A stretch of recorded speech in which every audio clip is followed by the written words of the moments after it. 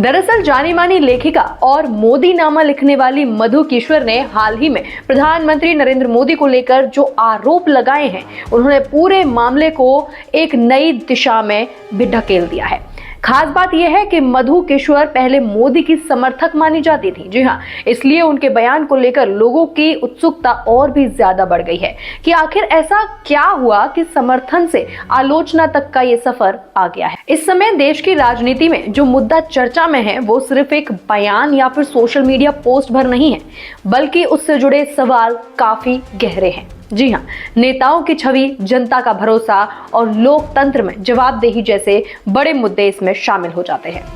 तो देखिए, मधु किश्वर के मुताबिक 2014 में जब नरेंद्र मोदी प्रधानमंत्री बने, उसी समय से उनके निजी जीवन और कुछ महिलाओं को लेकर सत्ता के गलियारों में तरह तरह की चर्चाएं होने लगी थी। उन्होंने दावा किया था कि कुछ महिलाओं को कथित तौर पर नजदीकी के आधार पर पद मिलने की बातें सुनने में आती थी और ये चर्चाएं सिर्फ बाहर ही नहीं बल्कि अंदरूनी हलकों, यहाँ तक कि संघ से जुड़े लोगों के बीच भी होती रही थी। उन्होंने ये भी कहा कि गुजरात के समय से ही ऐसी बातें मौजूद थीं, लेकिन दिल्ली की सत्ता में आने के बाद ये ज्यादा खुलकर सामने आने लगी हैं। हालांकि यहाँ से समझना बहुत जरूरी है कि ये सारे आरोप उनके व्यक्तिगत अनुभव और सुनने सुनाने पर आधारित है, जिनकी अभी तक कोई भी आधिकारिक पुष्टि नहीं की गई है। अपने बयान में मधु किश्वर ने ये भी बताया कि इन चर्चाओं का असर उनके निजी जीवन पर भी बहुत ज्यादा पड़ा है। वे कहती हैं कि वे इतनी असहज हो गई कि उन्होंने खुद ही नरेंद्र मोदी से दूरी बना ली। उन्होंने सार्वजनिक कार्यक्रमों में जाना कम कर दिया, यहाँ तक कि जहाँ मोदी के आने की संभावना होती थी वहां जाने से भी वो बचने लगी थी। उन्होंने ये भी कहा कि उन्होंने अपनी ही लिखी किताब उन्हें सीधे देने के बजाय किसी और के जरिए भिजवाई गई। ये बातें उनके मन में पैदा हुई असहजता को भी दिखाती हैं, लेकिन इनसे आरोपों की सच्चाई अपने आप साबित नहीं होती है। और लेकिन अगर ऐसा है तो बहुत ज्यादा चिंता की बात है। मामला और ज्यादा चर्चा में तब आया जब उन्होंने ये दावा किया कि 2014 में जब वे अमेरिका गई थीं, तब वहां तक मोदी के निजी जीवन से जुड़ी कथित बातें चर्चा में थी। इसके अलावा उन्होंने ये भी आरोप लगाया कि कुछ मामलों से जुड़े दस्तावेज सुप्रीम कोर्ट तक पहुंचे, लेकिन उन्हें दबा दिया गया। जी हाँ, हालांकि इस तरह के दावों के समर्थन में अभी तक कोई सार्वजनिक सबूत सामने नहीं आया है, इसीलिए इन पर भरोसा करने से पहले जांच और प्रमाण की जरूरत महसूस होती है। लेकिन अगर कोई मोदी समर्थक ही कह रहा है तो कुछ न कुछ तथ्य तो इसमें जरूर होंगे। इस पूरे विवाद में कुछ और नामों का भी जिक्र किया गया है, जैसे कि आनंदीबेन पटेल, हरदीप सिंह पुरी और स्मृति ईरानी।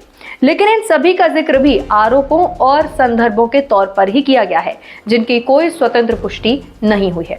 ऐसे मामलों में यह समझना बहुत जरूरी हो जाता है कि सोशल मीडिया पर कही गई बात और किसी जांच एजेंसी द्वारा साबित की गई बात में जमीन आसमान का फर्क होता है।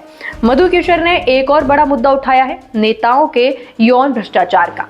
उनका कहना है कि अगर इस तरह की चीजें होती हैं तो इससे देश की सुरक्षा पर भी बहुत ज्यादा असर पड़ सकता है, क्योंकि ऐसे लोग ब्लैकमेल हो सकते हैं। ये बात एक सामान्य सिद्धांत के तौर पर सही मानी जा सकती है, लेकिन इसे किसी खास व्यक्ति से जोड़ने के लिए पुख्ता सबूत और जांच जरूरी होती है। बिना प्रमाण के ऐसे आरोप लगना एक तरफ जहां राजनीतिक बहस को गर्म करता है, वहीं दूसरी तरफ इससे भ्रम और गलतफहमियां भी बहुत ज्यादा फैल सकती हैं।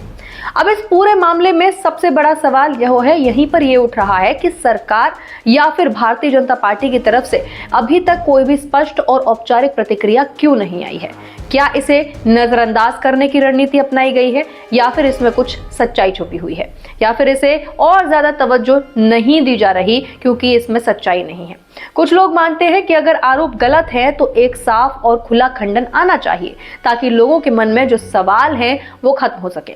वहीं कुछ लोग कहते हैं कि हर आरोप का जवाब देना जरूरी नहीं होता, खासकर तब जब वो बिना सबूत के किया जाए। इसके साथ ही एक और बहस भी चल रही है, अगर यही आरोप किसी विपक्षी नेता पर लगाए जाते तो क्या माहौल अलग होता? क्या मीडिया में ज्यादा शोर होता जहां पर अब मीडिया बंद है? क्या राजनीतिक प्रतिक्रिया ज्यादा तेज होती? ये सवाल इसीलिए भी उठ रहे हैं क्योंकि देश में राजनीतिक प्रतिक्रियाएं कई बार व्यक्ति और पार्टी के आधार पर भी बदलती दिखाई देती हैं। कुछ विश्लेषक इस मामले को मधु किश्वर के व्यक्तिगत अनुभव, उनकी निराशा या फिर उनके बदले हुए नजरिए के तौर पर भी देख रहे हैं। उनका मानना है कि कभी-कभी जो लोग किसी विचारधारा या फिर नेता के करीब होते हैं, वही बाद में सबसे बड़े आलोचक बन जाते हैं। वहीं दूसरी तरफ कुछ लोग इसे एक बड़े राजनीतिक या फिर वैचारिक संकेत के तौर पर भी देख रहे हैं कि यहाँ पर कुछ न कुछ गड़बड़ घोटाला जरूर है। हालांकि इस पर कोई भी ठोस आधार नहीं निकला है अभी तक, लेकिन इस पूरे घटनाक्रम का एक और पहलू माना जा रहा है, वो है कानूनी। इस तरह के आरोप अगर साबित नहीं होते तो ये मानहानि यानी कि डिफेमेशन के दायरे में भी आ सकते हैं। इसीलिए ये देखना भी जरूरी होगा कि क्या इस मामले में कोई कानूनी कार्यवाही होती है या फिर नहीं होती। और अगर इतना बड़ा इल्जाम लगाया गया है तो मधु जी की बातों में कुछ न कुछ सच्चाई तो जरूर निकल के आई होगी, क्योंकि आमतौर पर देखा गया है कि सोशल मीडिया पर दिए गए बयानों को लेकर कई बार केस दर्ज होते हैं, लेकिन यहां अब तक कोई स्पष्ट कदम सामने नहीं आया है। अंत में बात सीधी और साफ है, अभी तक जो कुछ भी सामने है वो आरोप हैं, दावे हैं और प्रतिक्रियाएं हैं। कोई आधिकारिक जांच, कोई भी ठोस सबूत या फिर कोई भी अंतिम निष्कर्ष अभी तक नहीं निकला है, ना ही कोई सामने आया है। लेकिन इस पर भाजपा की चुप्पी बहुत बड़े सवाल खड़े कर रही है। ऐसे में एक जिम्मेदार नागरिक और दर्शक के तौर पर यह जरूरी है कि हम किसी भी एक तरफा निष्कर्ष पर ना पहुंचें, लेकिन इसके साथ ही ये भी उतना ही जरूरी है कि लोकतंत्र में उठने वाले सवालों को दबाया ना जाए, नजरअंदाज भी नहीं किया जाए। सवाल उठाना गलत नहीं है और जवाब मांगना भी गलत नहीं है। अगर आरोप गलत है तो उन्हें साफ करना जरूरी है, भाजपा को यहाँ बोलना बहुत जरूरी है, और अगर उनमें जरा भी सच्चाई है तो उसे सामने लाना उससे भी ज्यादा जरूरी है। यही इस पूरे मामले का सबसे बड़ा सार है, भरोसा। जनता का भरोसा अपने नेताओं पर, और जब भरोसे पर सवाल उठते हैं तो जवाब देना ही लोकतंत्र को मजबूत बनाता है। अब देखना यही है कि आगे इस मामले में क्या कोई आधिकारिक प्रतिक्रिया सामने आती है, क्या भाजपा, मोदी जी, होम मिनिस्टर साहब कोई कुछ कहते हैं आकर, या ये विवाद भी बाकी कई मुद्दों की तरह धीरे धीरे ठंडा पड़ जाएगा और लोग भूल जाएंगे। इस पर आपकी क्या राय है, हमें कमेंट बॉक्स में लिख कर जरूर बताएं। इसी के साथ आप बने रहें रिपोर्टर मैडम के साथ। धन्यवाद।